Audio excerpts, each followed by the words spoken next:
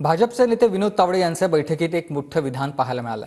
महायुती म्हणूनच विधानसभेला आपण सामोरे जाणार आहोत। दादा शिंदेंना सोबत घेतलं, यामागे पक्षाचा काहीतरी विचार असतो, असं देखील विनोद तावडे म्हणाले।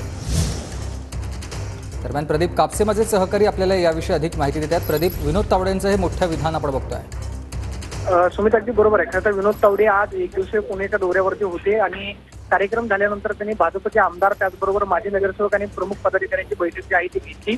बैठकीमध्ये विनोद तावडेंनी खरं तर मार्गदर्शन जे आहे ते पदाधिकाऱ्यांना केलेलं आहे। आगामी विधानसभा निवडणुकीच्या दृष्टिकोनातून महायुती म्हणूनच आपल्याला सामोरं जायचं आहे आणि त्यासाठी भाजपच्या कार्यकर्त्यांनी मनाची तयारी करून ठेवा।